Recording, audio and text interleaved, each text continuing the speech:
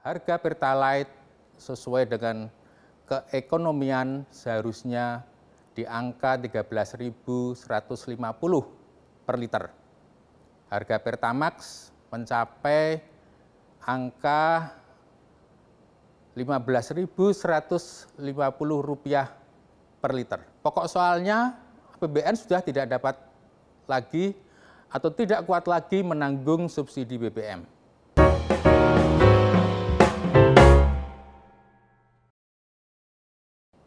Halo Sobat Media Indonesia, kita jumpa lagi dalam program The Editors.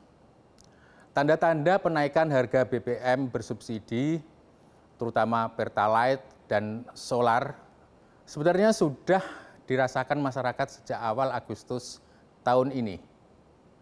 Hal itu juga dilontarkan oleh Menteri Investasi atau Kepala BKPM Bahlil Lahadalia saat pembahasan rencana penaikan harga BBM di tengah keputusan Banggar DPR yang menolak adanya penambahan subsidi melalui tambahan kuota BBM, Pertalite, dan solar subsidi.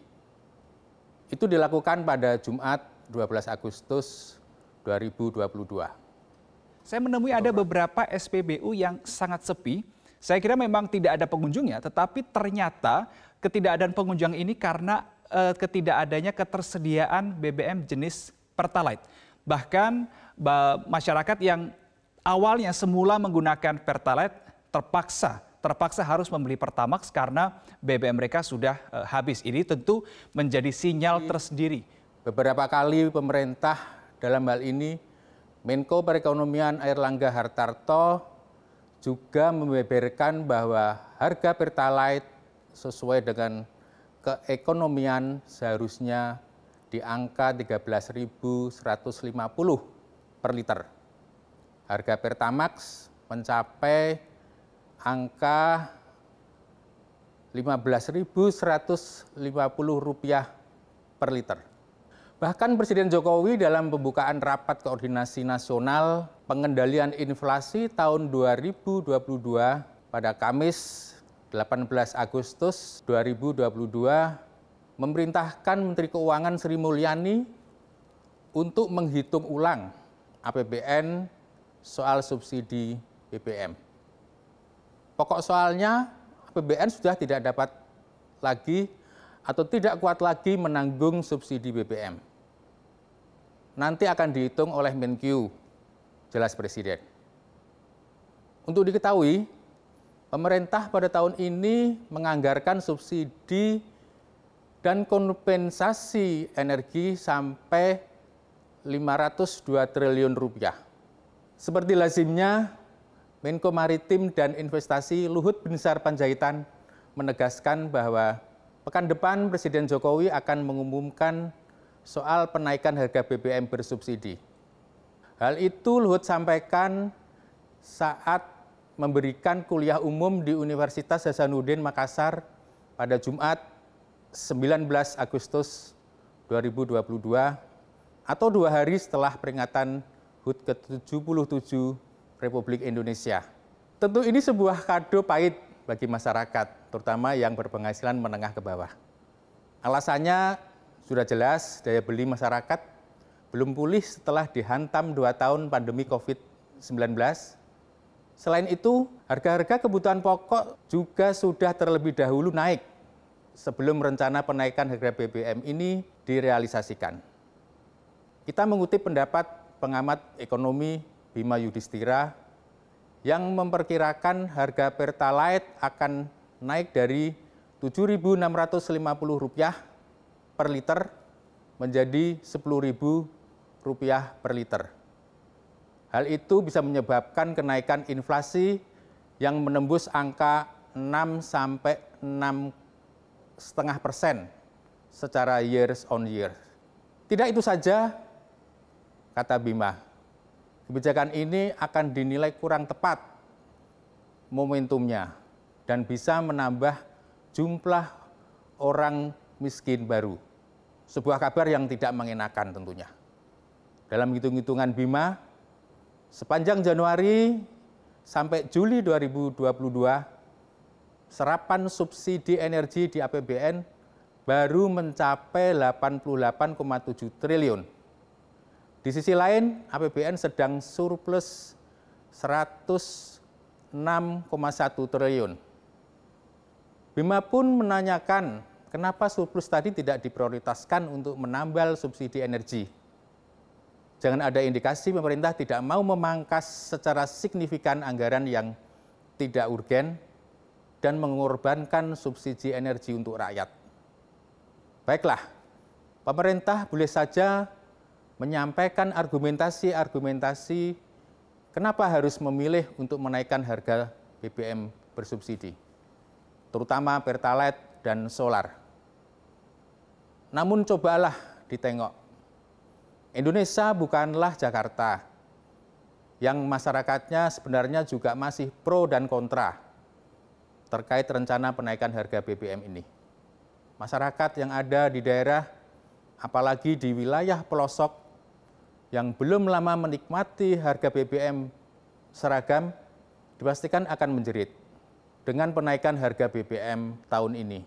Penambahan harga sekitar katakanlah 2.300 Pertalite per liter bagi mereka akan sangat mengurangi daya beli kebutuhan pokok. Apa yang dikhawatirkan Bima tentang bertambahnya warga miskin baru bisa saja terjadi.